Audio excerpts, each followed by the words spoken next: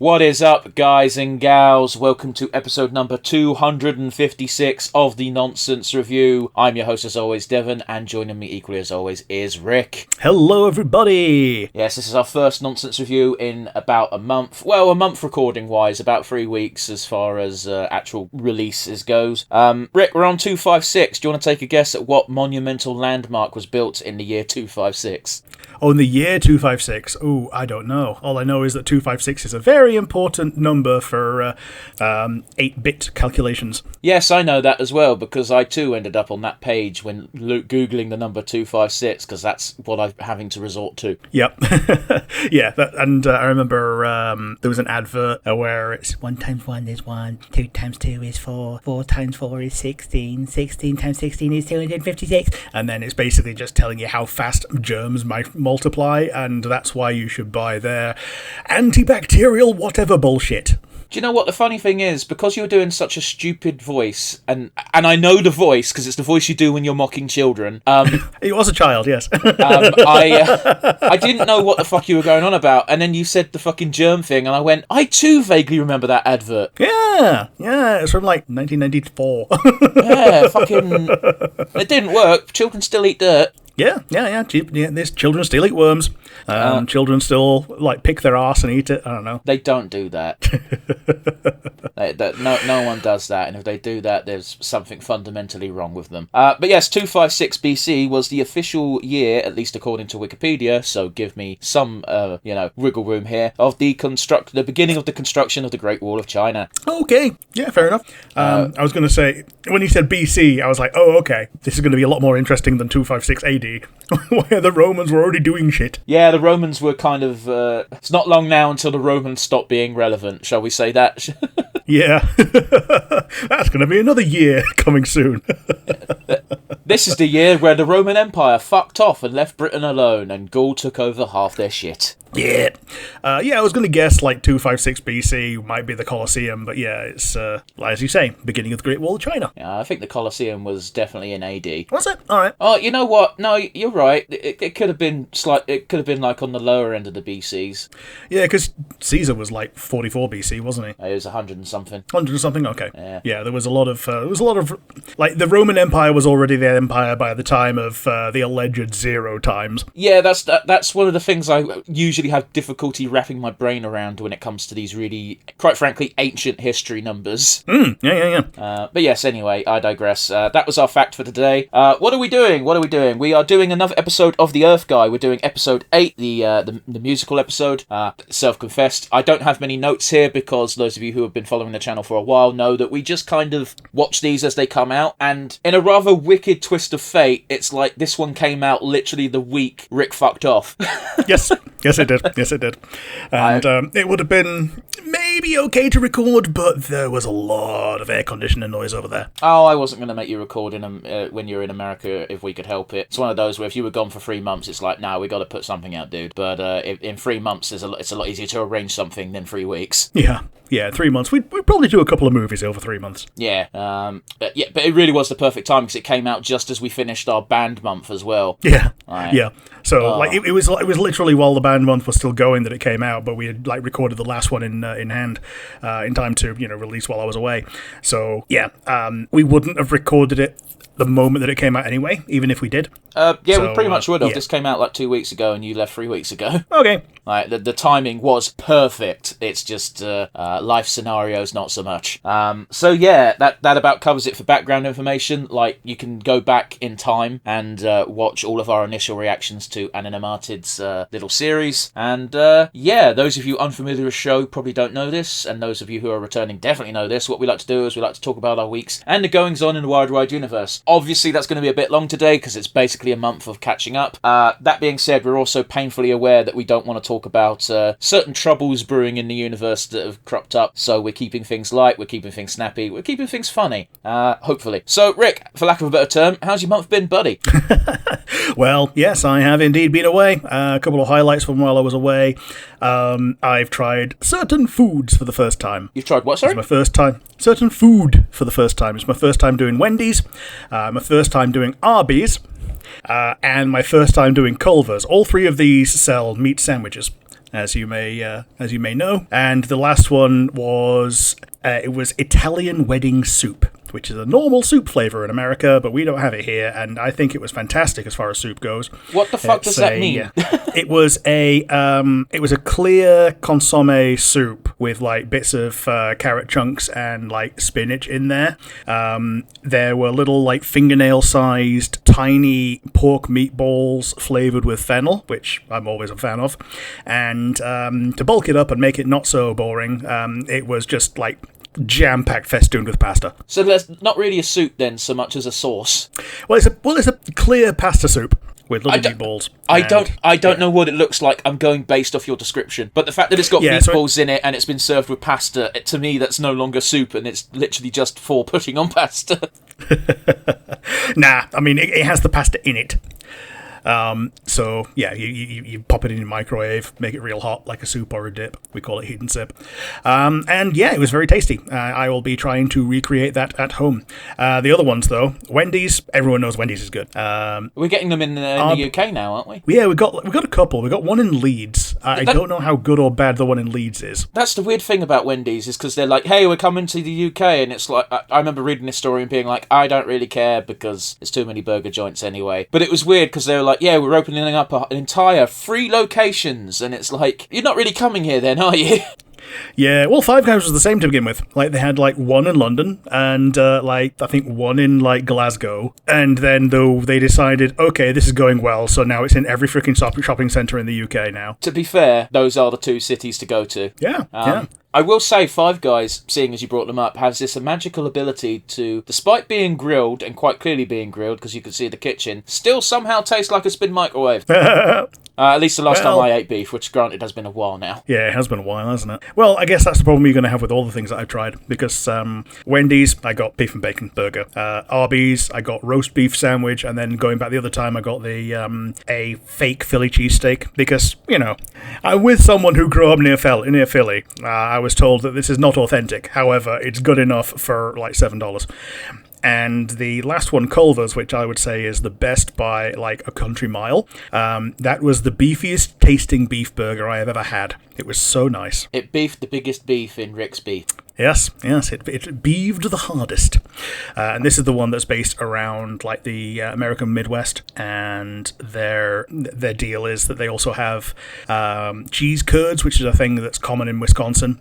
Culver's cheese curds are the worst cheese curds you can get in Wisconsin, and the best cheese curds you can get outside of Wisconsin. That's such a great description, because I don't know anything about what you're talking about, except I know that type of comparison. Yes. The worst locally, the best anywhere else. I guess it's like curry in Bradford. Okay, potentially, dude. You know what I'm like with curry. Yeah, sure. Like, for those of you gentle listeners who don't know me very well, you know all the memes about white people that can't handle spice? That's me. I can't do spice. It sucks, because I'm sure it's very tasty, but I take one bite and I go, oh no, it's hot and horrible. Yeah, this is causing me pain. Why is it causing me pain? It shouldn't be biting me back. That being said, Rick, you did blow my mind while you were away, because you elaborated on what RB stood for, and you broke my brain for like 5 minutes, because I was like, I didn't know it stood for something. I thought it was just a name. Yeah, RB, it's roast beef. Yeah. I know it shouldn't be that mind-blowing, but it did just... Because Arby's is something that shows up in American sitcoms all the goddamn time. Yeah, like, I always remember The Simpsons going, I'm so hungry, I could eat at Arby's. Oh, very good with their insults that don't sound like insults. Yeah, it was all right. The cube of beef that I got was just like slices upon slices of very thinly sliced, allegedly roast, allegedly beef, and it was fine. They serve it, unless you ask for something different, with standard American cheese, which might as well be spelt with a Z, and that was the worst part of it. So I would have chosen a different cheese if I'd have known that. And the other one, a cheesesteak. You can't do a cheesesteak wrong, really. Like, even a bad cheesesteak is still a cheesesteak. It's beef and cheese. Like, how can you fuck that up? Yeah. You make the beef too thick and you make it tough. That's how you make it crap. It's like, oh no, my pork is too full and my lobster is too buttery. Yeah. We did go out once for a dinner. The conversation was like, "Oh, I can't afford steak," and the reply was, "You're worth steak." So we had steak. And when the appetizers, when the guy came around for asking for appetizer, the words were taken right out of my mouth of blooming onion. So yeah, blooming onion's an American staple. It's basically an onion nest, isn't it? Yeah. You cut the whole onion, you julienne the whole thing, you leave the bottom as a bottom, and then you coat it all in KFC style batter and deep fry it. Yeah. I'd describe that as an onion nest. Yeah, and then you put whatever sauce in a pot in the middle. The two generic choices are horsey sauce, which is horseradish, but they don't know what horseradish is because they don't grow there, and the humble ranch. So I'm generally surprised that barbecue isn't up there. Not for the blooming onion. You can have it for anything else, but for the blooming onion, you want like a white sauce that kind of contrasts with the greasy feel. I don't like food being described as greasy. Yeah, but again, it's fried. What's it going to be? That is an onion nest, though. Onion nests are greasy. Yeah, it's fried. What else is it going to be? Other things I did while I was out there, I finished Asterisk, the Pokemon Legends ZA DLC.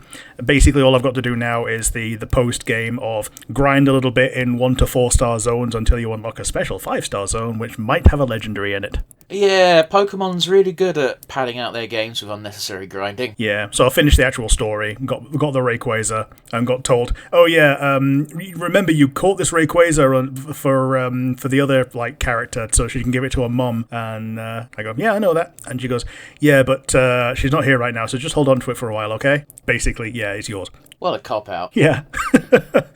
Yeah, because it's Diantha's daughter, Ansha, who wants you to get this Rayquaza, because, she is her dream to give her mum something awesome. Yeah, but her mum's already got, like, the first ever fucking Mega Evolving Gardevoir, so, she's set. Yeah, she is.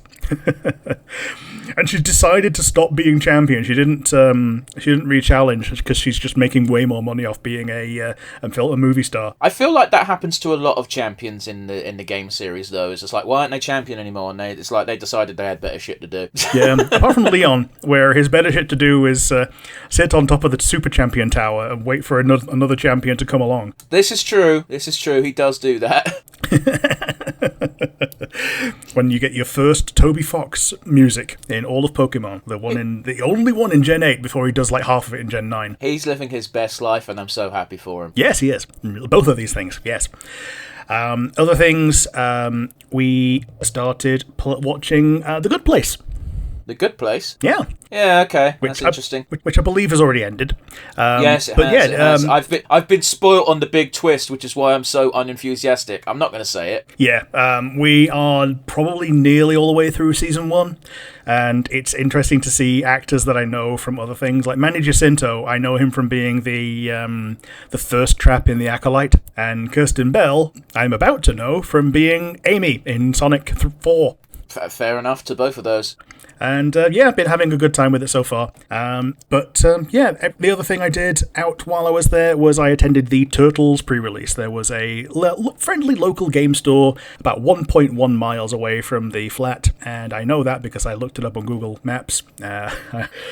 Wore my hat because I'm not stronger than the sun, walked it, got there, played it. I will say that despite being a second set in New York, this one felt like it had so much more heart than the Spider-Man set. I feel like the Spider-Man set being set in New York is just, that wasn't the focus though. Yeah, it's not the focus, it's just a fact, it's not the focus. Whereas here, like, again, it's not the focus, but like if you know what the universe is, you know that it's in New York. Yeah, that's fair. Pulled a couple of good cards. Should have traded them immediately. The Krang alt art that I got has gone from being worth like 30 quid on release day weekend to 11. So I should really have traded it with the guys at the shop because they had some really cool things behind their glass cabinet. I also picked up a bunch of really cool things from behind their glass cabinet that were a lot cheaper than that. And, such as? have you heard of John Irenicus? Can't say I have. He's the main villain from Baldur's Gate 2. Okay, well, I've not played that game, not very far anyway. He's got a card from the Battles for Baldur's Gate series of Magic cards from a few years ago, from before I got back into playing properly. And he is used basically as a weird commander. He gives away your creatures. So other people have your creatures. So the way you do that is usually you give them something that they have to pay for and keep paying for, or it keeps doing damage to them or whatever. You give them a poison chalice basically. But the other benefit is that they come in with a higher power and toughness, and they're goaded, so they have to attack. So they're probably going to get killed. And if there's anyone other than you, they have to attack someone other than you. So it basically makes other people play the game against each other while you're just sitting pretty, not getting attacked. That is such a villain gimmick as well. Yeah.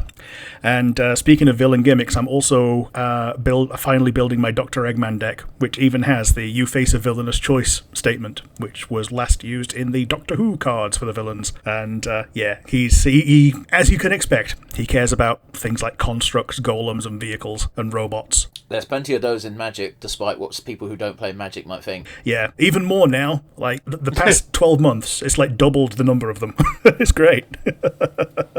Yeah. Although, that being said, you do have the same usual crowd online bitching about, hey, another Universe Beyond set, what the fuck, Magic, and everyone... It's weird, because it's a weirdly divisive subject, because I can understand the fact of wanting more original cards, original lore and whatnot. However, it is a business, unfortunately. They need to make money. And a lot of people who don't give a fuck about Magic the Gathering go, ooh, Ninja Turtles! Yeah, it was very heavy on the nostalgia when I went there, and I've even talked to people about the little choices. Like, one of the older reprints of Slime Against Humanity, which is not even that old of a card, but they did a specific Ninja Turtles reprint of the turtles like trying to fight against a bunch of slime that's just popped out of some pipes. There are two versions of this card. One with the turtles as we know them, with the different coloured headbands, and one with the original design where they all had red. Oh, is this the one that you shared with me? It might have been. It might have been. Yeah, that's fair. I mean, the original design was as well, because, again, comic book, just easier to do black and white with red bandanas. Yeah, like, they were all black and white back in the day anyway for most of the comics, because it was cheaper. Cheaper to print a black and white comic than it was to print a full colour one. Yes. In case people were wondering why the covers are usually the most colourful parts of comics, that was usually why. Yeah, you pay extra for the extra good comics. Also, while I was away, other things happened. So the reason that I came back when I did and not extended the stay is because apparently I am a harbinger of doom.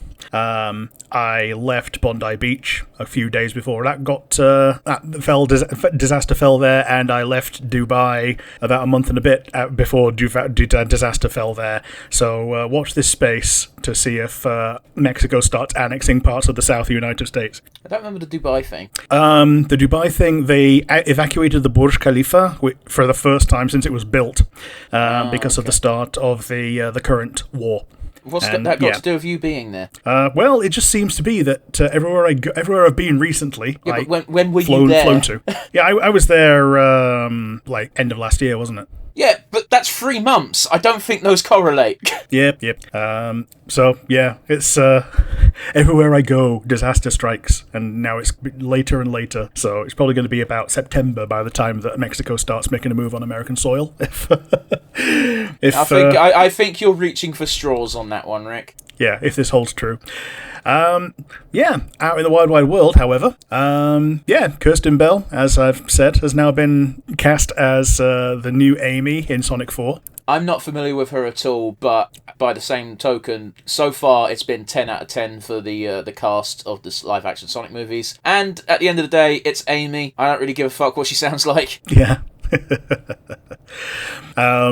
They have confirmed that Larian are not going to be involved with the Baldur's Gate show. I mean, this was already kind of on the books. The only thing that muddied the waters a bit was Sven kept saying that, oh yeah, they're asking our team for information. That doesn't mean they're working on it. That means they were consulted briefly. And we do know that Will's actor has signed on for the show. Good stuff. It's it'll be nice to get him some actual screen time and actual attention, which is kind of the problem with Will in Baldur's Gate 3 proper. He matters a little bit in Act 1, and he matters a little bit in Act 3. I think Act 3 is his finest hour, because he gets to do 2 quests. I mean, the annoying thing about Will is, it is my favourite type of character, and that is, I am a fundamentally good person. Now, he's also an idiot, but when he made his stupid decision, he was 10. So, you can kind of gloss over it.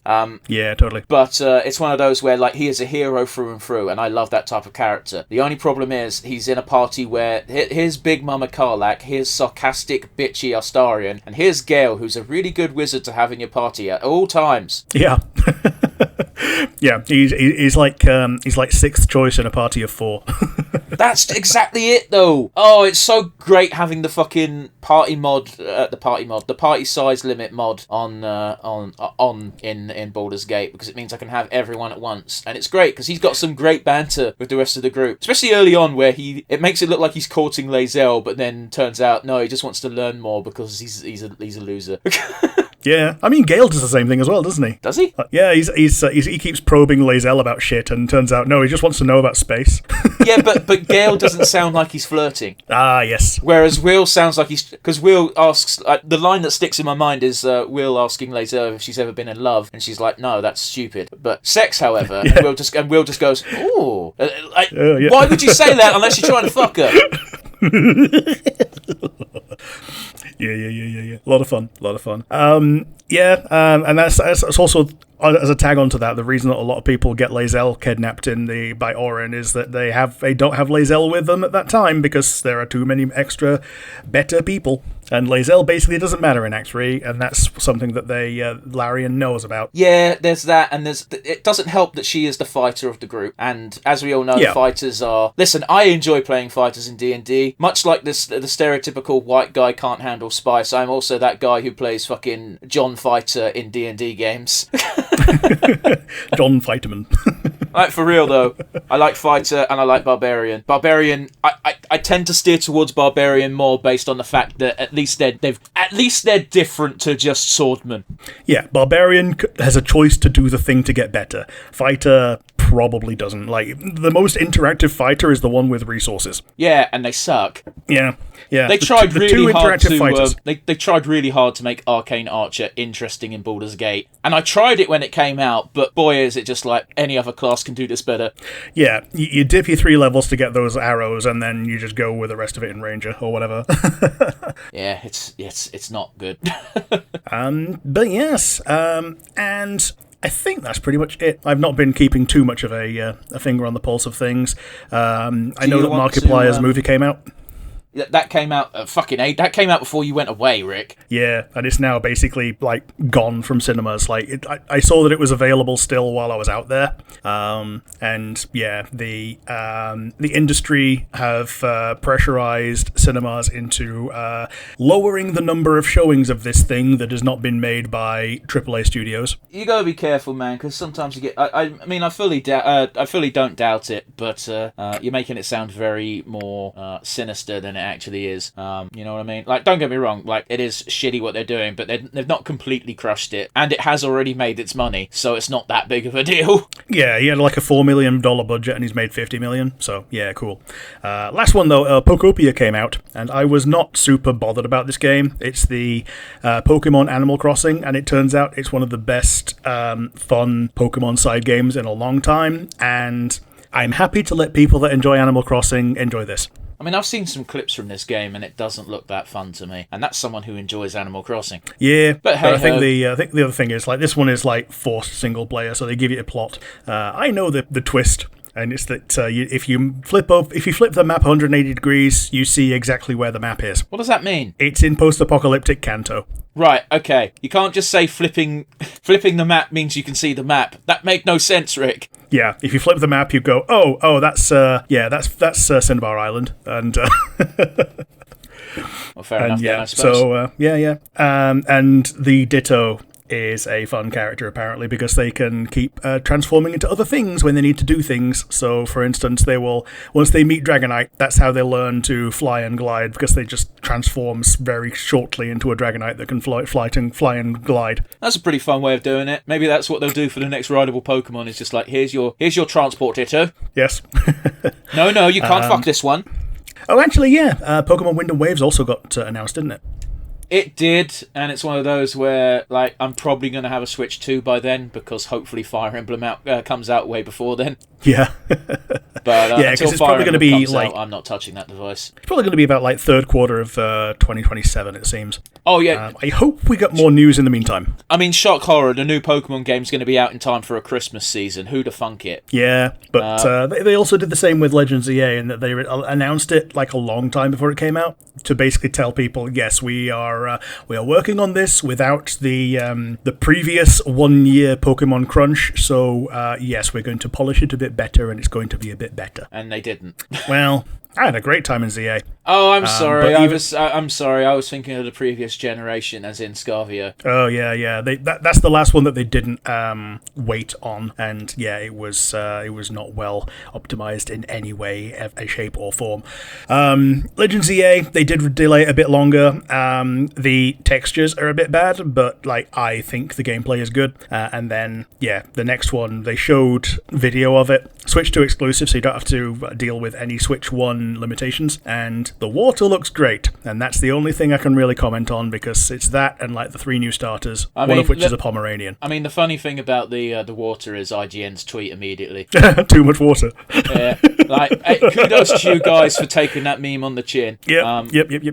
Yeah, Rick, Gut Instinct, which is your favourite of the 3 starters, just based on their first forms? Immediate Gut Instinct is the Pomeranian. I like Pomeranians. I like Huskies, and I like Pomeranians. Those are my 2 dog favourites. That's fair. I think it looks dumb. Oh yes, it looks incredibly dumb. Like isn't that the reason that most people like most dogs? I'm going to disagree with you on that one. It's the reason that pugs exist still. I don't want to get into that conversation.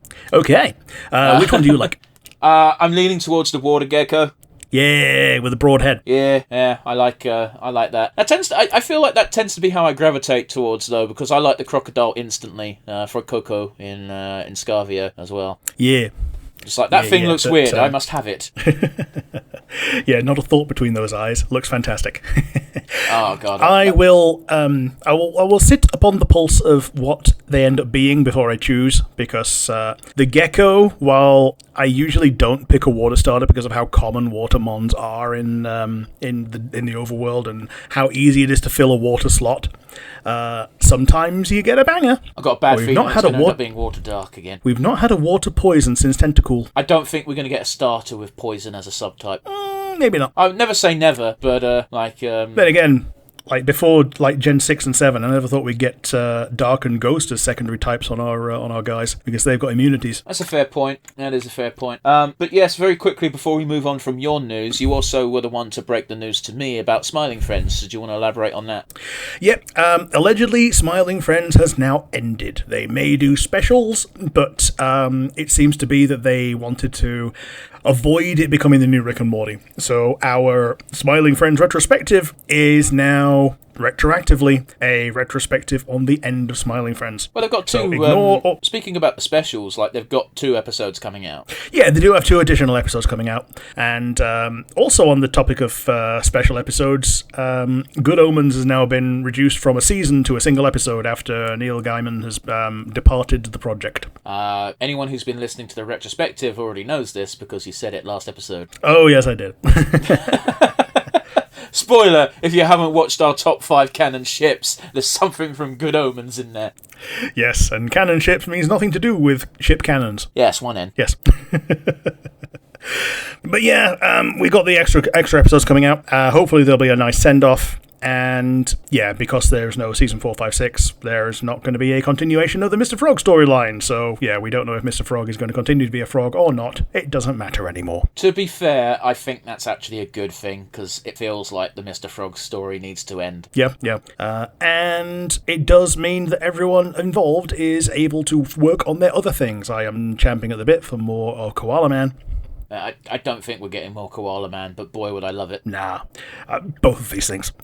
I agree that it's less than likely that it's going to happen, and would be overjoyed if it did. I will loop back round. Here's the thing: I don't think anyone except for cynical fans really thought Smiling Friends was going to end up like Rick and Morty. It's less the show and more the fans. Yeah, but guess what? Fans are 9 times out of 10 fucking idiots, and I say that as a fan of things. Yes, exactly. It's usually the most vocal fans that are the most annoying. Yeah, man, just imagine people go like doing the whole jumping up and down on the McDonald's counter asking for Szechuan sauce when by doing something along the lines of, "Oh, Mr. Frog, this is my show." Like, the only people I've ever heard do that impression is me and you.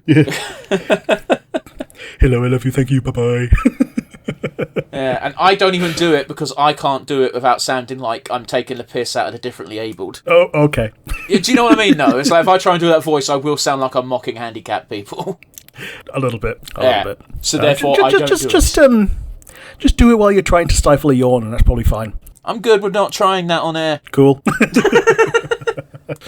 But yes, that's it for me, my week, and my goings on. How about you? What have you been? Where have you been? Well, Rick, we haven't recorded for 4 weeks. How do I know this? I've got 4 weeks worth of achievement of the weeks that I've done. Fantastic. Any fun ones? No. Alright. There's 4 games I've played. Most of them I just played a little bit of to get the achievements. Drawn to Life, SpongeBob Edition. It's a DS game, which I imagine is really, really fun if you're playing it on an actual DS with the stylus. However, I wasn't. I was playing it on an emulator, which means I had to use the mouse to draw things, and that sucks. Yeah, I remember playing the very first Drawn to Life, and it was kind of fun, but I preferred Scribble Notes. Well, Scribble Notes, you just type things and they appear, don't they? Yeah, you type stuff and it appears, and you kind of... it's the same... No, not the same. It's a similar idea of you import things into the world, whereas in Drawn to Life, you create your avatar and you have that as your thing that is the thing that you move around the world, plus you create other things like, what does a bush look like in your world? Well, it looks like a willy. And you end up making an entire cosmology of Drawn to Life things where the entire world becomes willies or whatever, usually. Whereas in Scribble Notes, it's like you summon God and God kills everything, apart from if he gets hit by too many zombies, then he becomes Zombie God.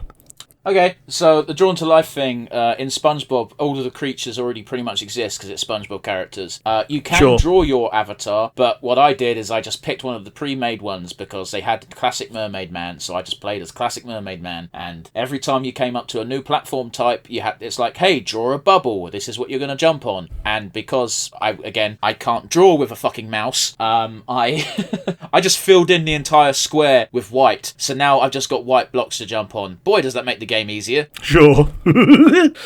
Oh boy, yeah, I can see how that would make it easy, yeah. Yeah. The next game was from Super Bomberman 5, which was to beat a certain boss. It was fine, it's Bomberman. The boss mechanics were slightly annoying, but thankfully you could retry immediately if you ran out of lives, so it wasn't too frustrating. Sure, okay. There's a PlayStation 1 game, Donald Duck Going Quackers. This game was very fun. I ended up beating it. Sweet. So this is the one good one out of the other ones you've played. The one I played that I enjoyed is how I'd word it. I don't think I'd describe it as good because it's that good old-fashioned PlayStation 1 jank. Yeah, it was before Disney realised they needed to have production values on things that are not shows. Yes and no, because on the bright side, the people who made this game just went, hey, let's just reskin Crash Bandicoot. Yeah, let's just take an already okay game and then just put Donald on it. Yeah, so it's Crash Bandicoot, but nowhere near as difficult. Sure. The only difficult thing to do in this game is the time trials for the levels were very annoying because the time limits were not the most forgiving in the world, combined with the fact that it was just janky enough that sometimes you would just miss platforms, despite the fact your shadow would show that you were going to land on them. Yeah. So yeah, good old-fashioned PS1 jank. Gotta love it. Yeah, sure, absolutely. Last but not least, the most recent achievement of the week was from Castlevania, the Dracula X Chronicles. This is the game with Richter. Ooh, was this the PSP? It was the PSP. I think I played this. Quite possibly you did. I don't like Metroidvania games. You know this about me, Rick. Yeah, this is from like 2009 or so. Yeah. It was definitely late 2000s. Yeah, maybe before 9, maybe like 6, 7, or 8. Well, yeah. It's after the beginning. Thanks, after Rick. The beginning of the 2000s. Yes. Yes. It was after the PSP got released. Thank you, Rick. Fantastic. Yes. But yeah, the achievement was to beat the Duholen boss, which is great. It's fine. I eventually got there. Again, you'd have to restart the level if you ran out of lives, but it's fine. It was doable. It's one of those old school gaming experiences where you'd get better at the bits that you have to do constantly. Yeah. But the thing that annoyed me most about this is, okay, so each stage has two bosses. You got the boss that is the simple normal route through the level, and you got the hidden boss, which is, I didn't accidentally stumble upon any of the hidden bosses until the third set of levels where the Dolharlan is, because I was accidentally going the harder route, and by the time I got to the boss and it was not the Dolharlan, it was a fucking giant skull and this sexy lady, I was like, you're not who I'm meant to fight. Did I do all that for nothing? And the answer was yes. Yeah, you did. All I had to do was do a very simple jump instead of... Now, in the game's defense, I probably should have realized that I was going the wrong way. I had to break a secret wall, but I kind of figured... Right. That the secret wall was such an obvious stopping place. I was like, I must break down this wall. It was so obviously a wall you must break, so therefore I assumed it was the correct way. Yeah, fair enough. Yeah, there's a lot of secret stuff in Castlevania that you just kind of expected to do. But yeah, it's it can be bothersome.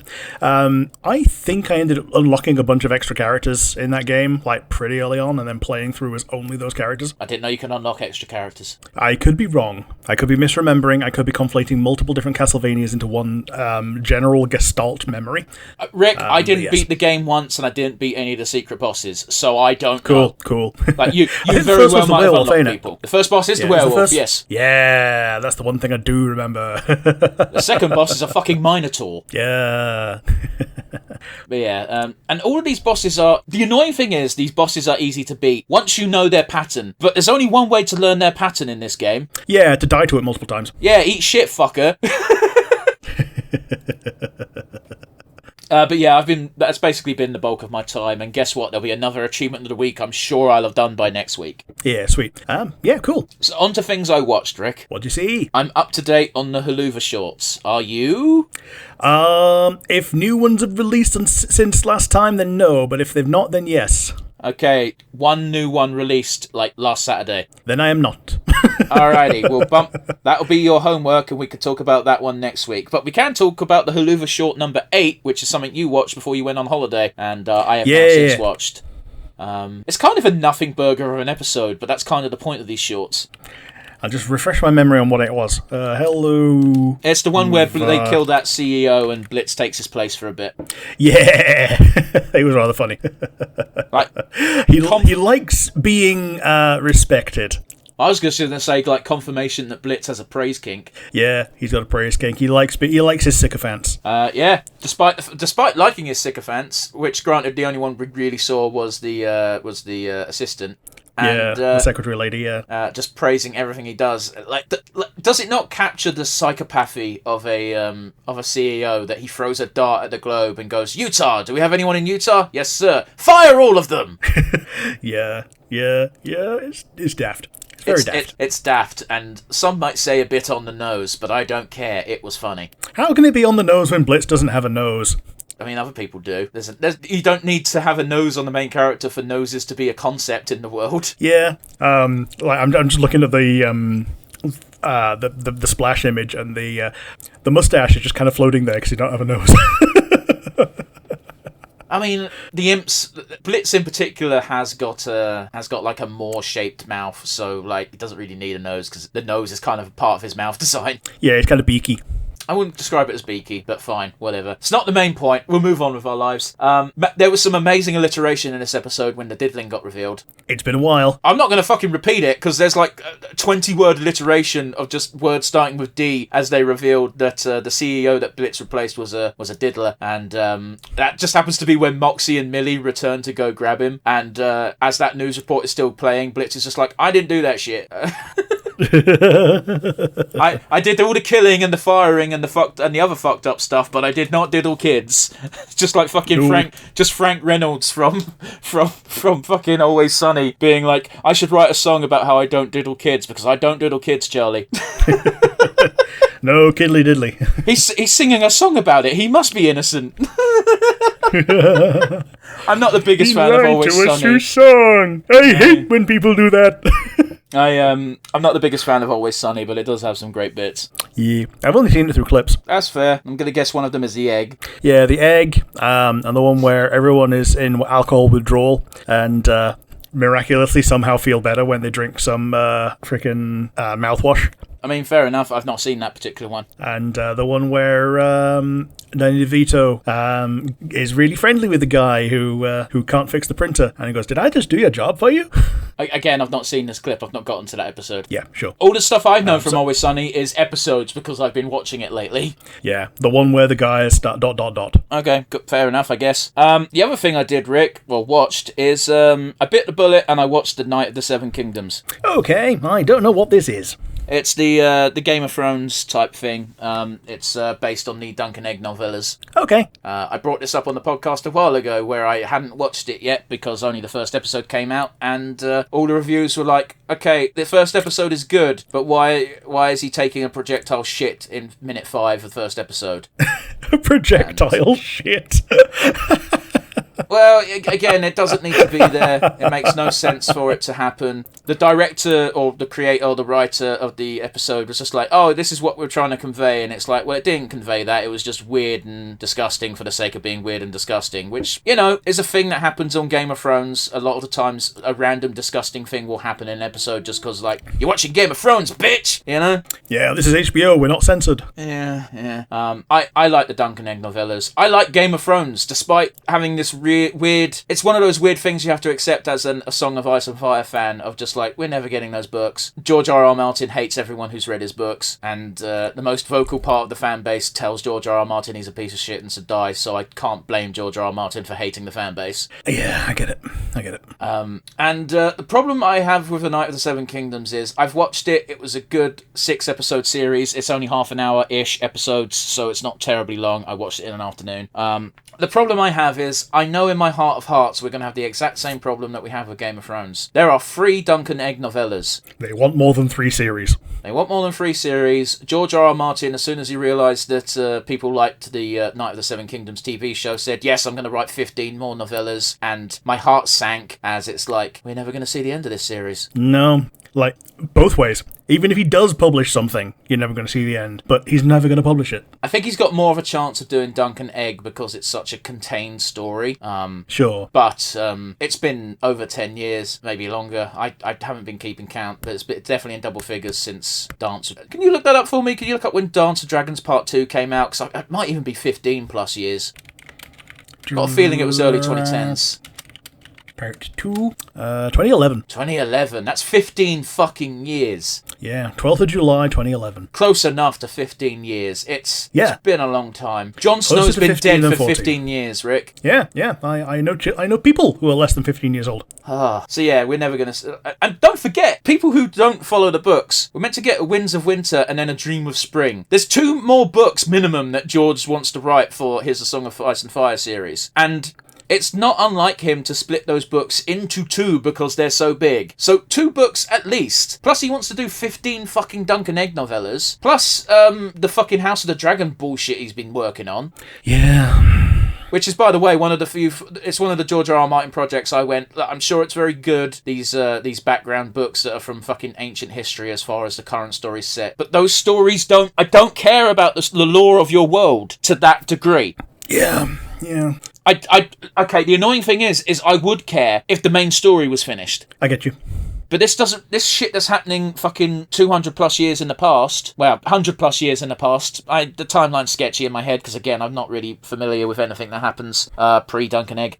It's set so far in the past that it's not going to affect what happens to fucking Brienne. Yeah, it's like, what are they going to do? They're going to upset the entire paradigm of the world, and then over the time in between, it gets reset to what you know it has. And also, we know who wins. Like, that's already been decided. It's already canon by the time Game of Thrones starts. Sure.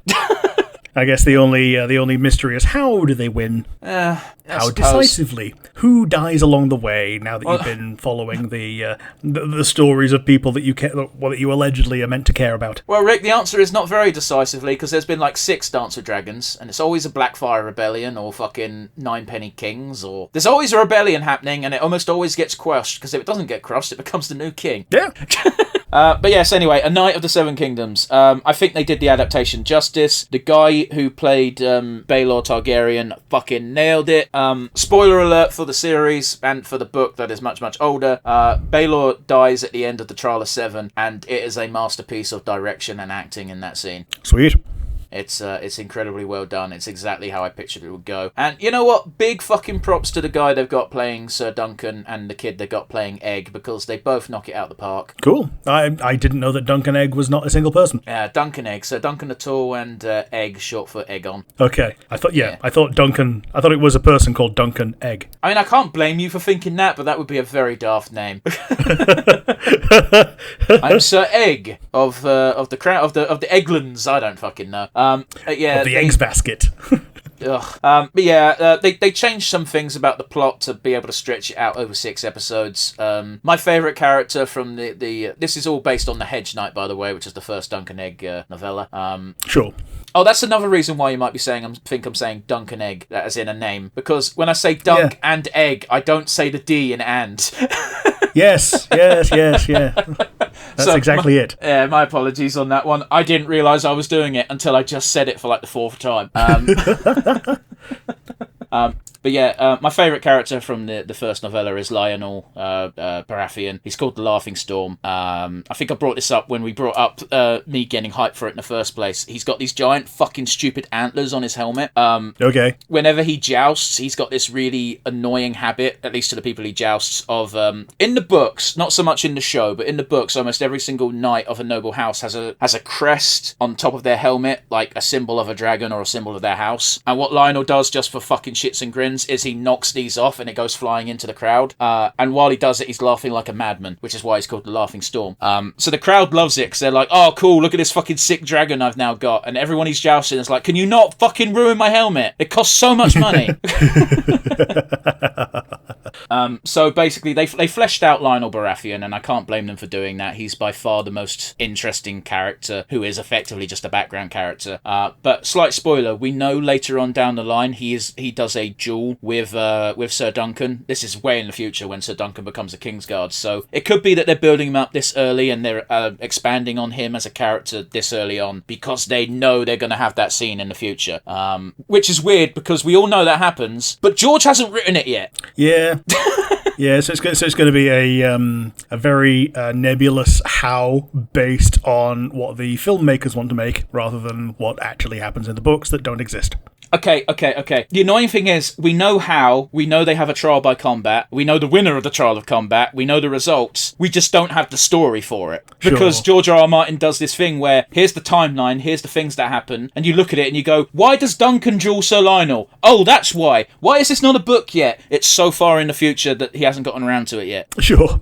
Yeah, I know. It's fucking... this is the state of George R.R. Martin's writings that we're in. And it's so annoying because they are so good. He is so good at writing when he does it. Yeah. When. Anyway, yeah. I don't want to rag on him too much, like because there's a toxic, absolutely shit stain of the part of the community that gives him enough shit already. But the frustrations are real because it's such a good world, and I want to read more, but I want to read more of the main story that he hasn't finished. I want to read more Duncan Egg because it's just a fun little side adventure until we get to the ending, but don't worry about that yet. And I don't give a fuck about the stuff that happened in the first Dance of Dragons or the Blackfire Rebellions. I just don't care. They happened. I will read about them if you finish the main story. Yeah.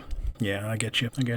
And I think you also did the full dramatic reading of his breakdown copy pasta of everybody ragging on him and all the things that he's seen as negative things, and then it makes him weep that he does care about it and he does know that he's old.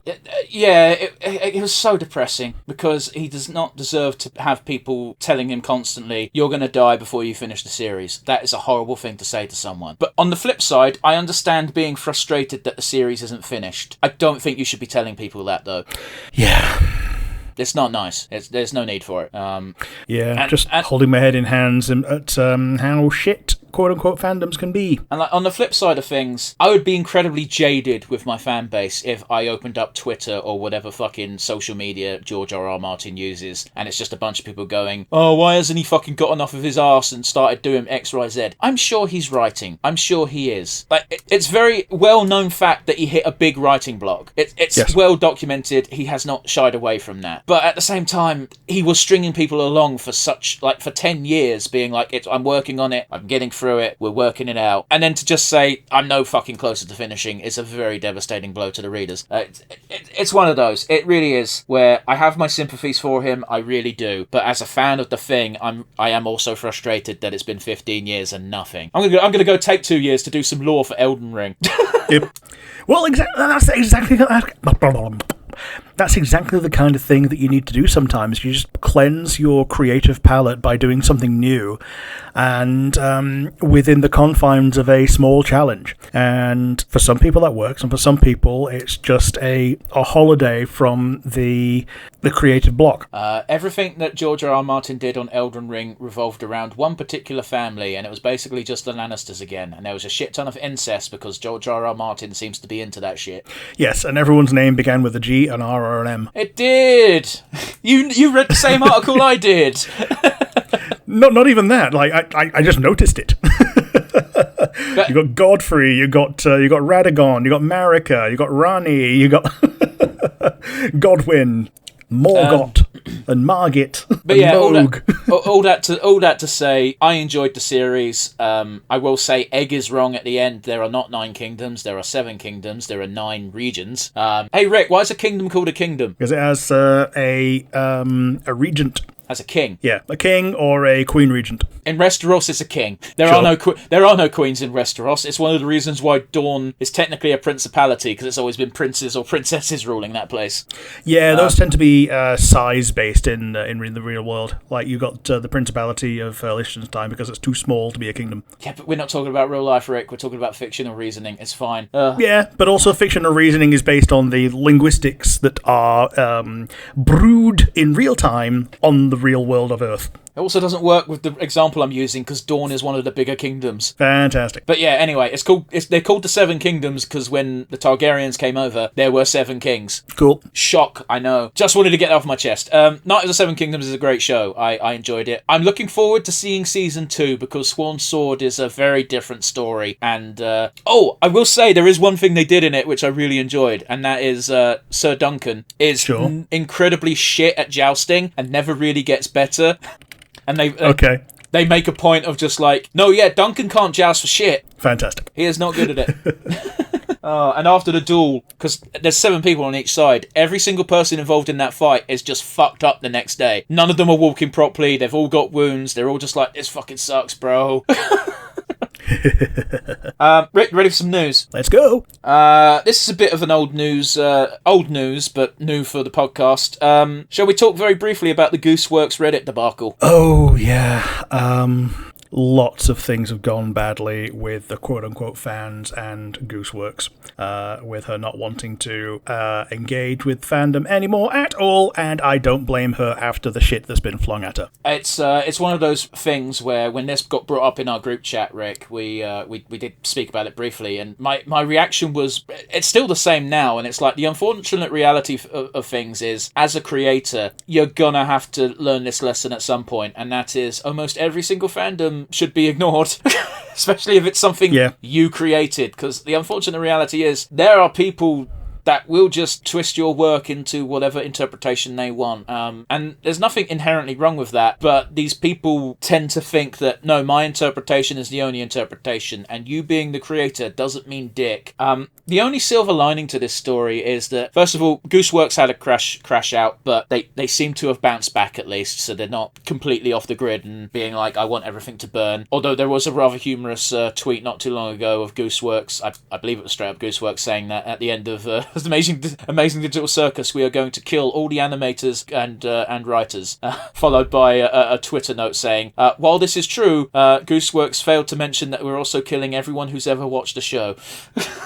Fantastic. But yeah, silver lining is that they don't appear to have taken any permanent damage over this. The other thing is, like, the amount of other creators who just came out and said, yeah, this shit's fucked. You guys should know better. But the unfortunate reality is we live in the internet age, and I've seen this song and dance before, Rick. I'm sure you have too. Yes, these are people with a lot of vitriol in their heart and no fear of consequence. I don't think it was Mike Tyson. I think it was a UFC fighter that basically put the tweet of, like, some of y'all are so used to being behind a screen that you just have no concept of, like, getting a smack in the mouth for talking shit. Yeah. And it's so true. And yeah, the important thing is to not take these things to heart. And it's easy to say that when it's not you who's having your heart fucking pierced by people who supposedly love your work. Yeah. Well, as you say, the upside is that she's already kind of bounced back and is back to memeing, even in small degrees. Yeah. Just a quick shout out to both Vivzy Pop and Matt Brayley, who immediately went to their Twitter pages and just like, this sucks. Can you guys not suck? And Matt Brayley sharing quite horrible stories of fans misinterpreting shit and then blaming him and it's just like, it always amazes me reading these things. It's like, these people can't be real humans, surely. Yeah. Yeah, it boggles the mind that anyone can think that kind of repulsive levels of thought is what anyone else wants to hear. Yeah. You're allowed to have criticisms of things, but personal attacks because someone says something you disagree with is not productive in any way. Yeah. This might just come from me being in retail for as long as I have, Rick. But I've seen these people in real life shout at people over the stupidest things. Yeah. Some people just have too little to care about, and therefore the minor thing that is confronting them at the moment is the most important thing to them in the world right now. Anyway, good news. Gooseworks seems to have bounced back. Bad news is this was a whole lot of nothing that spiraled into just a horrible shit show. Yeah. In other news, Rick, have you seen the McDonald's burger eating video? I have not. The McDonald's CEO? No, I don't think I have. Oh, it was a bit of a meme like a week or two ago where he pretty much did a Krusty from the Simpsons when Krusty had to eat the Krusty burger for the commercial, and he takes the tiniest bite and goes, and then cut. It's poisoned my insides. Yeah, so the McDonald's CEO made a video of him eating their new McDonald's burger, and he took the tiniest bite and almost grimaced as he swallowed it. It was like, yeah, it's great. And everyone rightfully took the piss out of him. But then Burger King decided to have their CEO do a video, and everyone was like, look at that big old bite that he did of his burger. He clearly can act. And it's a whole nothing of a story, because I watched both videos because I've got nothing better to do when I'm memeing. And the Burger King CEO also takes the tiniest bite out of his burger. He just makes it look big. Yeah. Well, it's one of those, like, the way that you make a burger like that is you make it just like a little, like a 1 millimeter thick outer rim of the patty, and you make a massive bite, and so you've basically taken in almost zero meat, and it's all bread that you've eaten. No. Here's what I'm telling you, Rick. If you watch the video, he looks like he's taking a massive bite out of it because of how much he leans into it. But you see him pull away, and he's taken out as small of a bite as the McDonald's guy did. He's just pretending to enjoy it better. Stupid. Yeah, and then the Wendy's CEO did the same thing, and it was basically just like all of these guys were like, "This is a great way of marketing our shit by just taking the piss out of McDonald's," which is fine. McDonald's food is poison. You shouldn't eat it. Yeah. I love the idea of you get something like that and the dude's already like damn near finished it. I'm like, shit, I was supposed to wait. I was supposed to save it for the shot. I've damn near finished it. Oh well, in for a penny. Well, the funny thing is the McDonald's CEO had to go into like panic recovery mode and was just like giving these bullshit explanations of, oh yeah, so just before the video was rolling, I actually ate a McDonald's meal and that was my lunch, so I wasn't very hungry while doing the video. And it's like, fuck off, no one's believing that shit. Yeah. But yeah, suffice to say, you shouldn't eat in any of these places. I mean, I don't eat beef anymore anyway, so I wouldn't be eating burgers even if I did go to these places. But they've never been good for you. They used to at least be cheap, but they're not even that anymore. I don't know why you'd go there. I used to go to McDonald's, Rick, and spend £6 on a Big Mac meal and an additional burger. Yeah, nowadays you're spending £6, you're getting the sandwich at best. Yeah, I think it's like $7.99 now for a large meal at McDonald's. Like minimum. I've not been in a while. I'm going based off memory. Yeah, basically, it's not that much more for something good elsewhere, and the something good elsewhere is more than twice as nice. Yeah. I mean, generally speaking, the only reason that fast food is even in the equation for me these days is if we're on a long drive somewhere and we don't want to stop to eat, so we go to McDonald's, grab something to eat in the car, and then keep going. But even then, I'd rather go into like Tesco and just buy a sandwich. Yeah, or any other fast food place. Here's the thing: fast food, true to its name, is greasy as fuck, and I kind of don't like it. Sure. Then again, you can always get nuggets at Macca's when you're off beef. That's what I do, Rick, is if we're going somewhere and it's a long drive and it's almost midnight because we just came back from France and I'm hungry as fuck, my buddy will get whatever they're eating and I will go in and I will buy a box of 20 nuggets and that will last me an hour. Yeah, no other no other starches, no other carbs, just all protein nuggets and a little bit of grease. Yeah, I don't like talking about the grease because the grease is the worst part. Yeah, and the nuggets become a sauce delivery system. Yeah, which you can't really enjoy in a car. Not if you care about your mate's car, which I tend to. Yeah, like once you've eaten a few nuggets, there's now a space for the sauce to go in. But yeah. Yeah, I just don't bother. If it's on the go, I don't bother with dip. Anyway, we're well off topic. Rick, in other fucking surprising news, Family Guy gets a spin-off greenlit. It's been greenlit for 2 seasons on Fox, and it's titled simply Stewie. Right. That's okay. He's kind of the most consistent part of Family Guy anyway. I will say to you the exact same thing that I saw on Reddit, which was the first reaction GIF, which is from Family Guy, and it's a news question asker saying simply, "Why now? Why not 20 years ago?" Yeah, because 20 years ago we got the Cleveland show. Yeah, and that worked out well.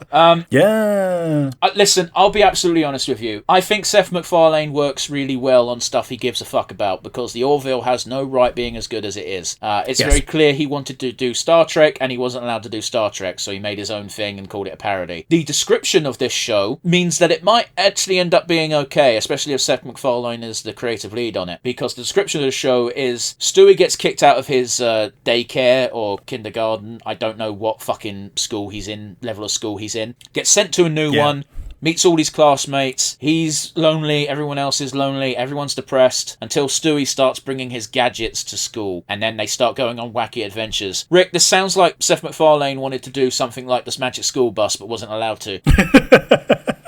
And if this is just Magic School Bus with the serial numbers filed off and Stewie inserted into it, I'll give that a watch. Yeah, a toilet humour Magic School Bus. Yeah, okay, cool. Yeah, we'll give it a go. I know I give Seth MacFarlane a fair amount of shit because, Family Guy should be dead and buried. But that's not his fault. Yeah, it's Fox's fault for wanting to keep on milking the magic cow. Yeah, and I don't know how people keep watching it these days. As far as I'm aware, Seth MacFarlane is no longer involved even slightly in the creative process of Family Guy. He just turns up, does his 7 voices, and then fucks off and cashes his check. Yeah, that and American Dad as well. Like, he's basically just an ancillary member of the cast for both of them. Who does he play in American Dad other than Stan? I don't know. Because in Family Guy, he does Brian, Stewie, and Peter, plus a few other ancillary voices, as you say. Yeah, like Carter and the Doctor, and yeah. I just noticed we have the exact same voice. I guess we haven't spoken in an extended enough period to ever notice.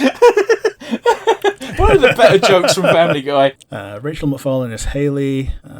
Kevin Michael Richardson is Principal Lewis. Patrick Stewart is the CI man. Yeah, the Avery Bullock, yeah. Why is it so far down when we actually get Seth MacFarlane? Oh, he's Stan and Roger. Yeah, okay, that makes sense. Now that he said it, I'm hearing it, and I'm like, yeah, that's definitely a Seth MacFarlane voice. Yeah, apparently Zach Galifianakis is in the cast, but they don't tell you who he is. Might just be someone editing IMDb as a troll. Yeah, there's a bunch of people on here that just don't have what they are, like J.K. Simmons and Ben Schwartz. Oh, they could very well have just done like one-time voices in one-off episodes. Yeah. And their characters are so minor, there's no point in writing who they played. Yeah. Seth MacFarlane, despite being Stan Smith and Roger, 2 of the most important people in the cast, is in the 3rd row of fucking voice cast on Google. It's absolutely insane, but yeah. Apparently the IMDb stuff specifically is like it all depends on how many people visit the page, depends on how high up they are. So that might have something to do with it. people just know what Seth MacFarlane does on the show, so they don't tend to Google him. Yeah, and people know who Patrick Stewart is, so they don't tend to Google him. D. Bradley Baker is also on the top row as Klaus, being obviously all of the clones. I didn't know he was in that show, because he does not sound like any character he does when he does Klaus. Yeah, he's... Exactly that. I also like how whenever they do Klaus's human form, they give him a ponytail that makes it look like fish fins. Yeah, I've only ever seen that form once, but it is just his fish fucking face on a human body, which is remarkable that they still make him look like a human while doing that. Yeah. But yes, Rick, last but not least, I'm ending on some good fucking news for a change, and... Yes! Holy fuck, I can't believe this is happening. A bill has passed to get rid of hereditary peers in the House of Lords. Excellent. I can't believe this is a thing that's happening. Like, it's something that I've wanted for so long. I don't really talk about it because who the fuck wants to talk about politics on a fun, happy podcast? Plus, you and I don't really discuss politics in our private lives, because why the fuck would we? No. I am in the unfortunate position of not caring about the royal family, which means to the kneelers, I am a traitor, and to the anarchists, I'm a kneeler. Yes, you are. I think that of you. You should be more angry at them, that's all I'm saying. You know what? You talking about that, there's this really funny thing happened the other day, at least I thought it was quite funny, where on the radio they were talking about some fucking duke of some place. It wasn't Andrew. I don't know. I can't even remember their name. That's how insignificant they were. I can't remember what they were the duke of, because they said the title that they had. And my mum just went, which one is that? And I went, Mum, I neither know nor care. I can't help you with the royal family. I want them all to die. Hopefully painfully. It might have just tricked something in my brain to realise maybe that's why Count Dooku is called Count Dooku, because Americans say Duke as Duke. That's a very real possibility. Yeah. Like Captain King. But yes, just a very brief overview for folks who may be across the pond and don't know how the British political system works. We have two houses, the House of Commons and the House of Lords. House of Lords has always been a bit, I wouldn't say controversial, but I would say hated, because once you become a Lord, you're pretty much locked in. And a hereditary title is exactly as it sounds, and that is, once you die, your title gets passed on to your next of kin, or whoever the fuck you have it written to receiving it, which effectively means there are people locked into the House of Lords who can never be kicked out, which wouldn't be a problem, but it is a very vital part of our system that decides what laws get passed. Yeah, it's similar to if, for instance, the Senate was hereditary and never voted on. Yeah, now the House of Commons gets voted on. House of Lords, no. No. And apparently it is a faux pas for someone with a title to run in the House of Commons. I mean, you can't do both. Yeah, you can't do both. Which is why it's weird that we have a Sir Keir Starmer, but apparently knighthood is the lowest of the titles that matter in terms of the House of Lords. I didn't know having a knighthood got you into the House of Lords, so can't chalk that up to ignorance on my part. It typically doesn't. You need to be a Duke, Lord, or whatever to get into the House of Lords. Typically, a former Prime Minister is invited to the House of Lords. Oh, great, because all of our former fucking Prime Ministers are so good. Fucking warmongering Tony Blair, who keeps having to go at Keir Starmer. I don't like Keir Starmer. I really don't. He is such a shit leader. At least he's not being bullied by that shit-stained piece of human feculent that we know as Tony fucking Blair. On the plus side, yeah, he's exactly what we need right now, which is boring and predictable. Yeah, you know what? I'll take boring and predictable over what the fuck America's going through right now. Yeah. But yes, anyway, we're getting rid of hereditary titles in the House of Lords. This is a good start. Hopefully we can work our way up and get to dismantling the royal family. It's a pipe dream, but it's mine. Alrighty, with that all said and done, Rick, for the benefit of me and for the audience, what are we doing, and count us in? We are continuing Anina Mated's The Earth Guy with episode 8, The Musical Comet. 3, 2, 1, and go. As always, this is available for free on YouTube, and the link will be in the description if you want to watch it along with us. Yeah, absolutely. So we're starting with good old Neil.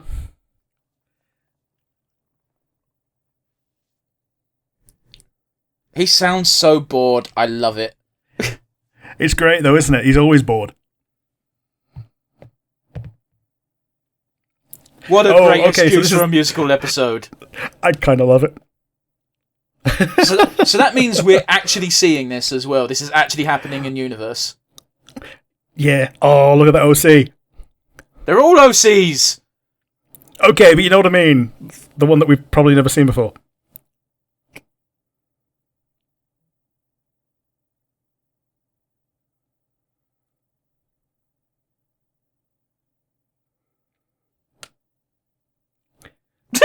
What's that voice? The one with the leaf looks like a bound suite. Yeah, they do.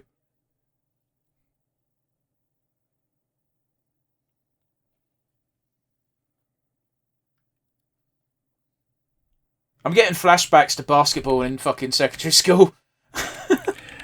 Yep. I've told you that story, haven't I? Like a dozen times. Yeah, probably. Yeah, it's just, we are both the kind of people that would usually be picked last, apart from by people that don't know that we are not athletic. No, it's not even that. It was like literally basketball. The team of basketball was like, you need this amount of players. This amount of players showed up and nothing more. And it was less athletically inclined kids like me. But it was like, fuck it, you're tall, you're in, and you want to actually be here. So we were there. And then 3 weeks later, the actual athletic kids were like, oh, there's a basketball team, cool. And then we just immediately got cut in favour of these kids who could actually do stuff. Yeah, absolutely. Yeah, when it became a real team. Yeah.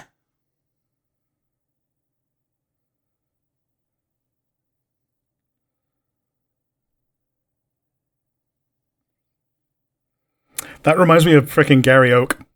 Little bit. Just going along with his stupid retinue of, It's car Spinell! babes. Yeah. Oh, she actually got the Peridot limb enhancers.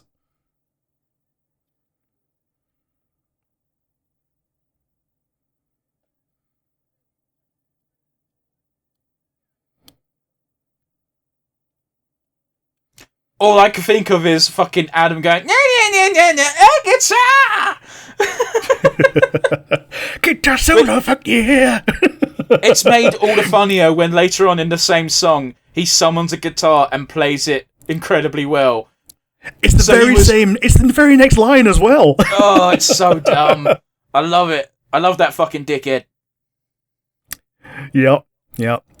Universally hated, except also very fun to watch. Oh, yeah.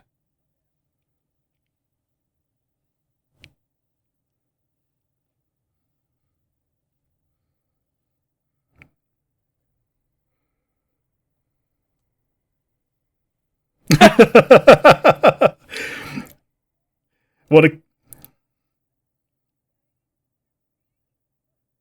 It wasn't to you, it was about you. There's a difference.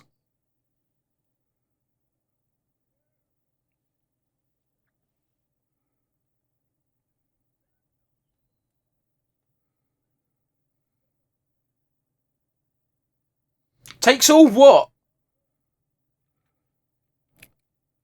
I guess all the attention, I suppose.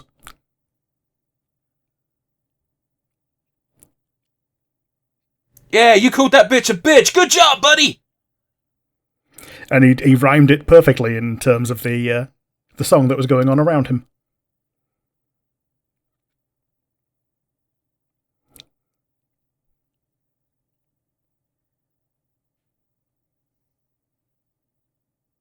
Gosh, I hadn't seen her yet. I completely forgot about this crazy woman. Yeah, good old Scarella.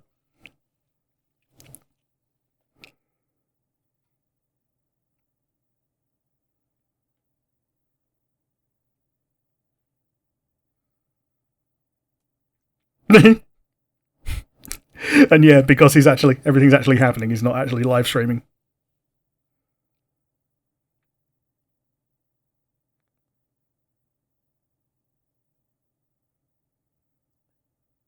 The most unrealistic aspect of this show. Yeah. That the B characters are being supportive.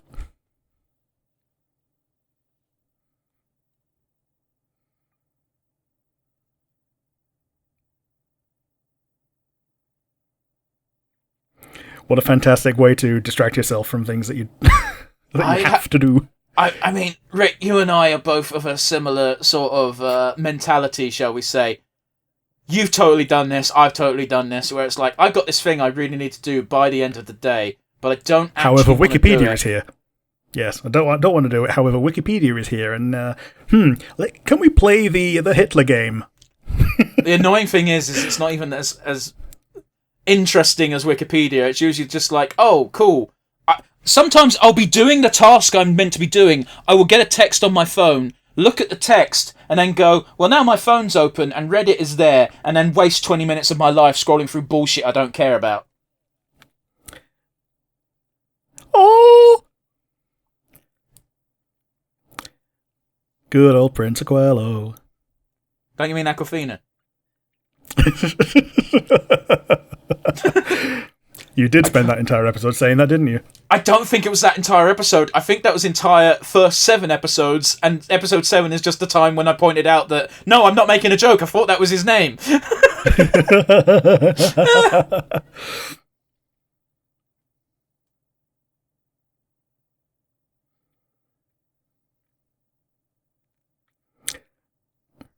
And then the comet came by. There's this really cool musical called Blood Brothers, and it's all about being a Liverpudlian in the 80s. Oh god, any drama student from like the same age range as me is going to know exactly what I'm talking about, and they're going to be like, man, what the fuck was that? Mm.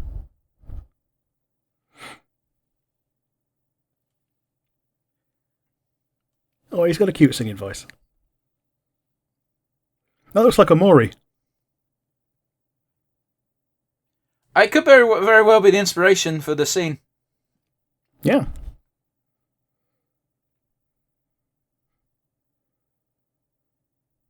I too like Undertale. Hmm.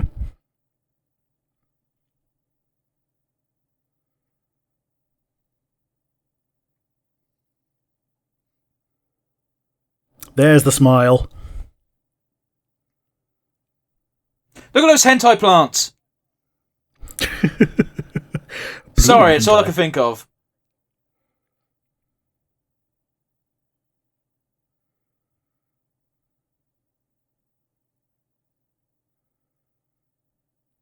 Oh no.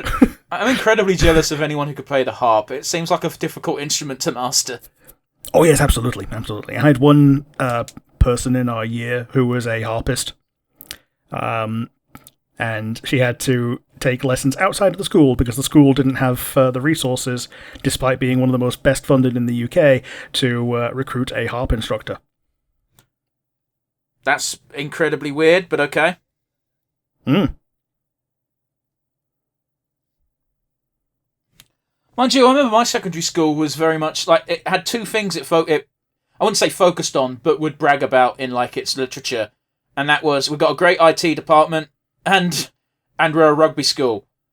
And then one guy managed to get and I'm not going to say his name, but they got scouted and recruited, but they ended up playing for Manchester United, the football team. Yeah. And then all of a sudden the school I went to was like, no, we don't give a fuck about rugby, we're all about football, we've always been a football school. Yep, we're a Man U school, yep.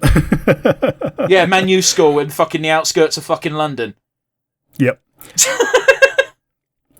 Meanwhile, like a few years after I left that school, the Brownlees became new and interesting, and then our school became the Brownlee School. And Brownlee is a pair of twins who did athletics and went to the Olympics. Ah, I see. They're both Olympic runners. I think they actually did pretty well. They got gold and silver. They might have been gold and bronze because someone came between them. Giggity. Someone managed to be the lucky Pierre between the Brownlee boys. Or girls, I don't know. The boys, yeah.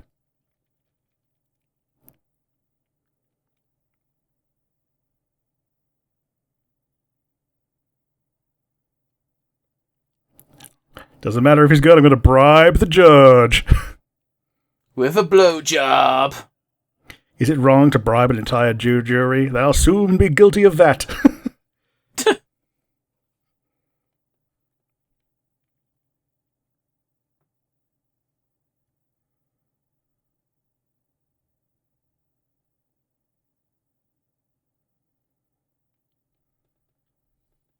Ooh. Like 2 seconds away from an ooh-woo, right? Mm-hmm.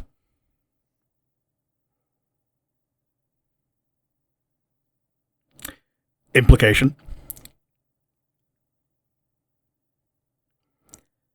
Yeah, conquer some more hearts, because you've already planted a flag in mine. Meanwhile, all I'm thinking of is how that bass beat sounded like Billie Jean for a minute there.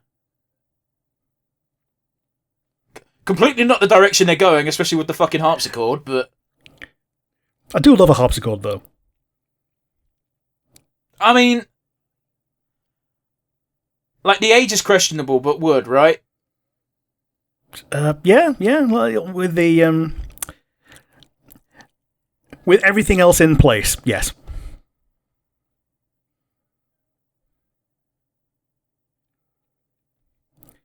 She's like a player 2 of Blackfire.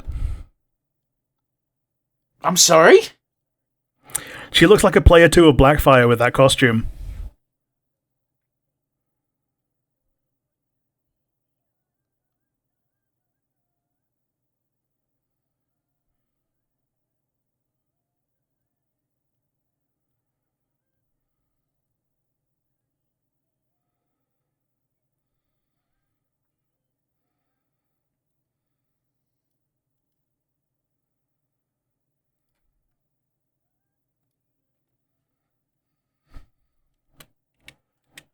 Right, that lip stuff was pretty good, though. Like, animation-wise. It was.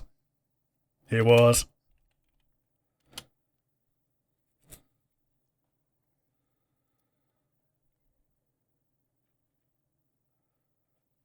Wouldn't it be fucked up if when he grabbed that cape, he just gave it a big sniff?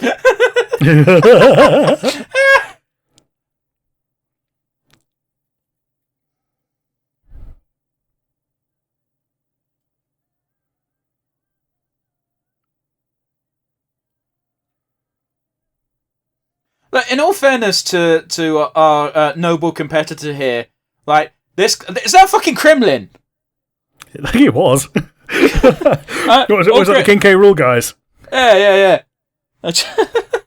Yeah, I was gonna say all credit to lady here whose name I don't fucking know.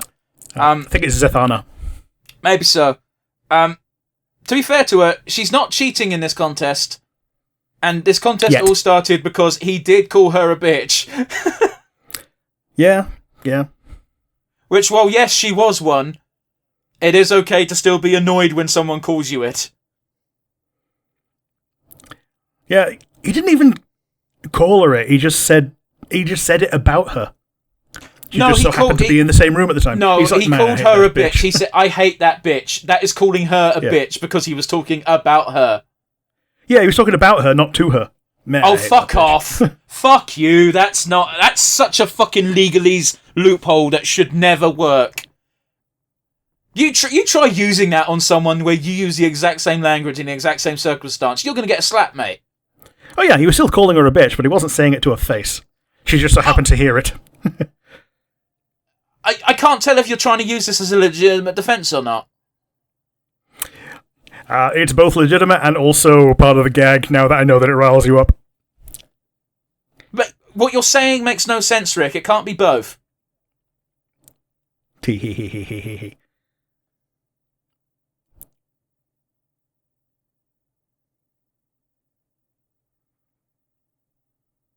Oh, that's impartial and fair, then. Yeah, which is a shame, because he's not gotten to do his full performance himself. Might be why he lost.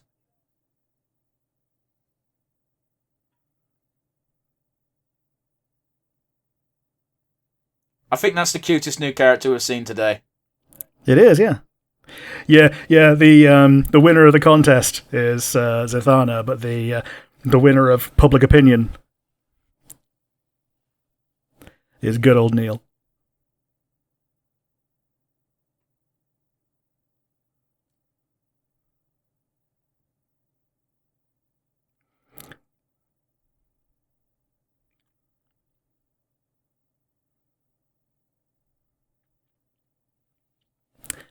Oh. So I'm guessing the implication there is that the reason why she's the Miss Popular Girl is because she's trying to recruit all of these other future leaders so she doesn't have to do as much fighting when she's older. Partially, yeah. Yeah, she's popular, and also I think it's like her last chance to like be as much of herself as she can before she has to discard all frivolousness and just be a super serious commander. Or commandress, as her mother calls her. Yes, it's unclear, isn't it? We'll have to wait to see until the end of the episode, end of the series. And oh, by the way, don't forget, like, if you want more of this shit, go to Animated's Patreon and become a patron. Oh yeah, the little Ed stories. Yeah, no one knows where it came from. Okay. It's been around for millennia. Good use of the word millennia. Yeah, bringing peace, frustration. Oh, that's great. Oh, usually it's an Ed diary. That's why I was expecting an Ed diary, but no, it was just a little postscript. Cute. It was fine. It was fun. Don't stop doing those Animated. They're very fun. What am I saying? They're not going to fucking watch this. Anyway, Rick, what do you think? It was cute.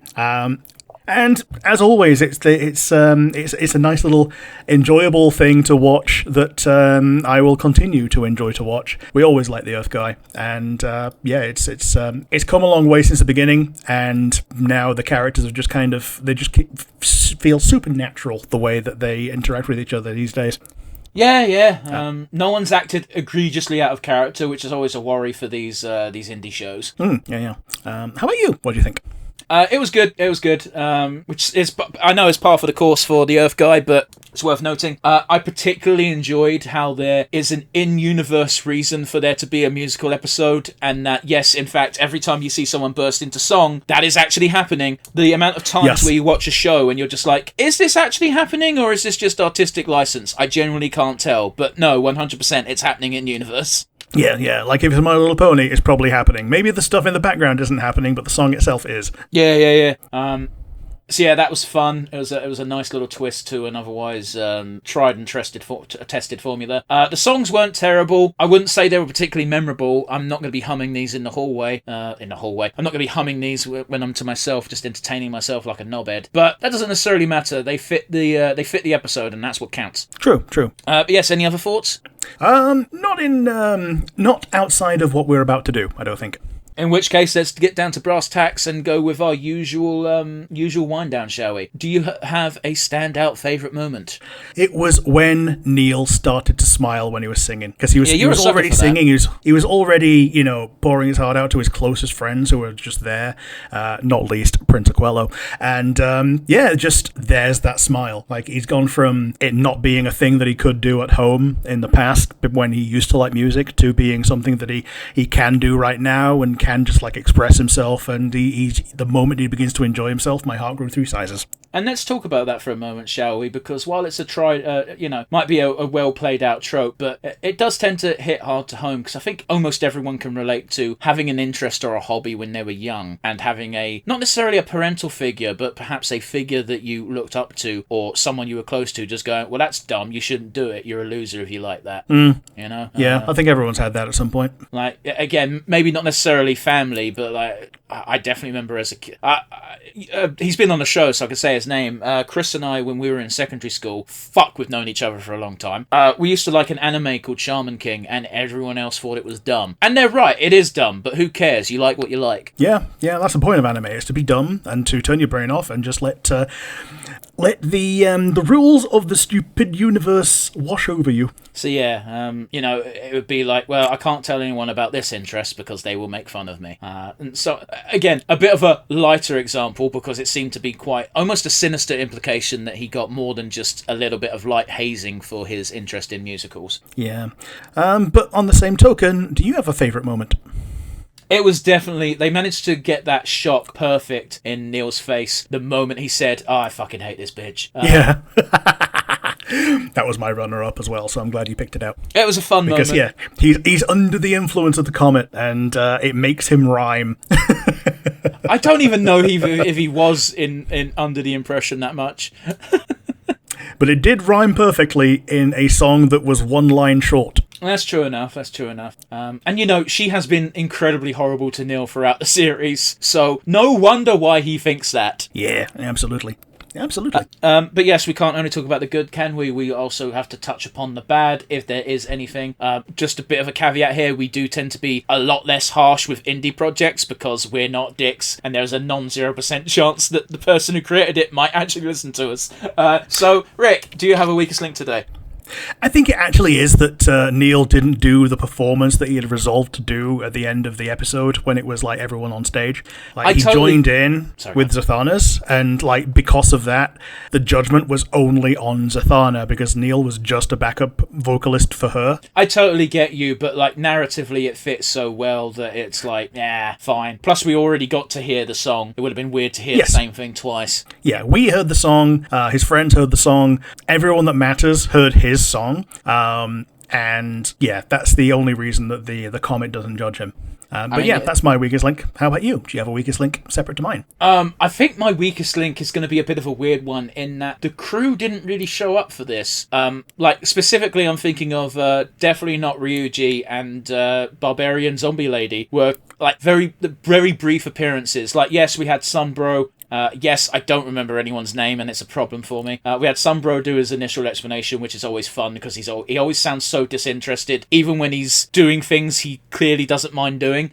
We had Shadow Baby being a big part and cute as always, and we had Aquafina being the clutch swing hitter. And yes, I'm doing Aquafina on purpose now, just to be clear. Yeah, so the cast according to Devon, we've got Aquafina, Shadow Baby, Sunbro, Ryuji. Not Ryuji. Not Ryuji. And Ryuji Zombie Barbarian. Zombie Barbarian Lady, yeah.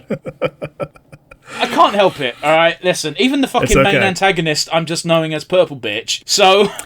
Dude, it took me about 5 episodes to learn Sprig's name in Amphibia, so that's okay. Okay, but that's a bit more egregious because that's a main character. I guess they are main characters though. Fuck, I'm a scrub. They're literally the main characters. But also, your 5 episodes weren't seen on the same week, so... Yeah, there's time between these episodes. Like, sometimes, Rick, when we're doing the recap, I just have the credits open and I just... If I'm getting all the names right, it's because I'm looking at the credits and I'm scrolling the seconds to when they say who the VA is. And I'm like, okay, so that's that, and that's who, and that's, yeah. But yeah, I say my main complaint is like we had a lack of the main gang, as it were. Even though they were kind of present throughout, they kind of felt like they weren't, you know? Yeah, I get you. Yeah, like Aquello and Ed were obviously a lot more present this time because Ed just like slipped in and led Neil to Aquello, and then we basically got like a multiple bunch of almost kisses. Listen, I'm rooting for them as much as anyone else, but there were no near kisses. Well, behind the stage when he was about to go out, I think that was the time. That was the time. That would have been so out of the blue and would have freaked everyone out. Or, you know, even just to like hold hands romantically, that would be a nice one to do just there, because not everyone's going to notice that. That I can believe, but you're saying straight up kissing. It feels too early for that. Sure, fair enough. Like, it feels too early narratively, and even the characters don't seem to understand that they want to bone.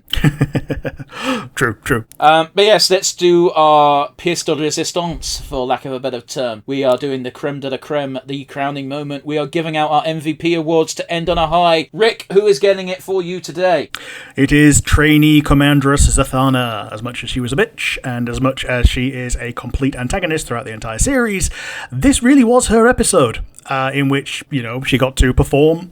We saw the pipes that she has, and we also saw the little bit of slight melancholy in that she's going to have to leave behind everything fun that could possibly be happening at Interstellar University. Well, it's one of those, isn't it? I think that's a character grounded in reality as well, despite being in this fantastical sci-fi high school piece. In that, it's such a definite, concrete moment of have fun while you're in school, because the second you're not in school, that's it, no more fun. This is a realization that most people only face after they've finished school, but being told that while you're actively partaking in it is weird. Yeah, because the other thing is that people will tell you that when you're at school, like, these are the best years of your life, blah, blah, blah, and, like, it's also the worst years of your life because those are the worst years that you've experienced until then. Anyone who says, like, high school and that are the best years of your life are also fucking liars. For some people, it's the best years of their life, and good for them if that's the case. For most people, your life don't start till you're 25. Yeah. And for some people, the best years of your life are when you're 3 and 4, before you can start really forming memories.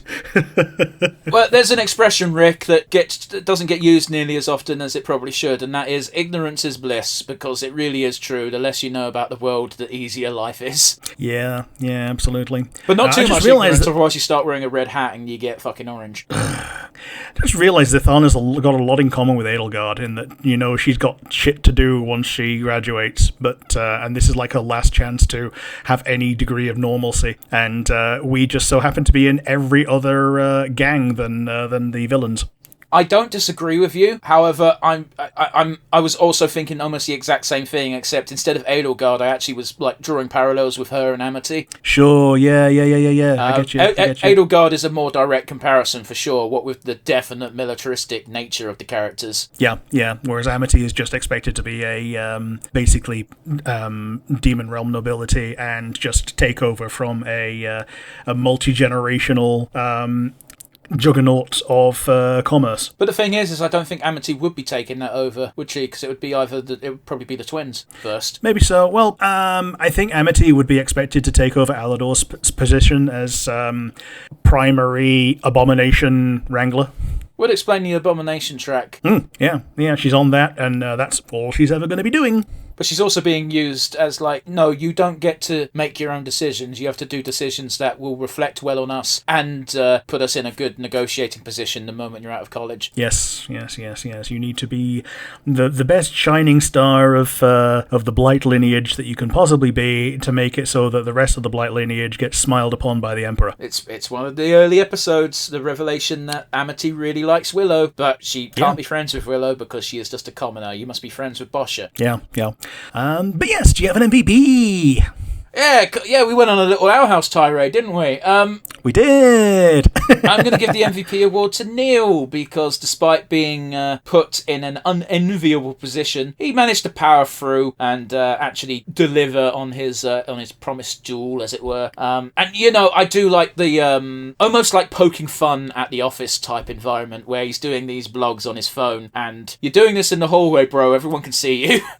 yeah, you're behind a plant that you had to crouch down behind, and you don't have a bubble of mute around you, so everyone can not only see you, but they can hear you doing it before they see you.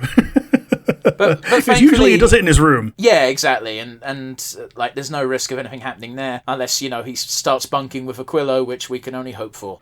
Yeah, and it will be difficult for both of them, because Aquilo usually sleeps in a tank. Yeah, I'm sure adjustments can be made, but they'd probably have to be on Aquilo's part, because Aquilo can definitely breathe without being in water. Neil, not so much the opposite. Yeah, they set the humidifier up to 120% in their room, and good to go. So yeah, ending on that definitely not young adult yaoi novel that we're writing, that puts a very fine exclamation point on the end of our Earth Guy episode 8 review. Thank you so much for joining us, as always. Let us know in the comment section down below what you think of the Earth Guy, specifically episode 8, but what are your theories for the future? I don't know if Animated is basing this off of something they already made and might already be finished, so people might know plot points, but if that is the case, don't spoil anything for us, please. Tee-hee. Also give us any tips that you might have on other indie things that are coming out in the near future. We do like to dip our toes into things like that. This just so happens to be the one that we have carried a fourth. Absolutely. Big old asterisk of don't tell us stuff that Glitch is making. We are well aware. Yeah. If it's basically if you're expecting it to get over 1 million views, we probably know about it already. Yeah. Like the Earth Guy, as much as I enjoy it, it did big numbers on its first episode, but like that nowadays, this has been out for a couple of weeks and it's sitting at about 20k views, which is definitely respectable, but it's not going to be a household name, unfortunately. Yeah, absolutely. But yes, other than the comment section down below on YouTube and Spotify as well, for a matter of fact, we also have an email address for those of you who don't have access to those comment sections. That would be at nonsensereviewuk@gmail.com. Absolutely. So, another nonsense review in the books. We picked something short, both because, hey, we like the Earth Guy anyway, and also we had a lot of news to catch up on. So, next week we'll be doing something completely different. We haven't got a theme this month, so it really could be anything. We hope you look forward to it. We'll see you then, guys. Bye, everybody.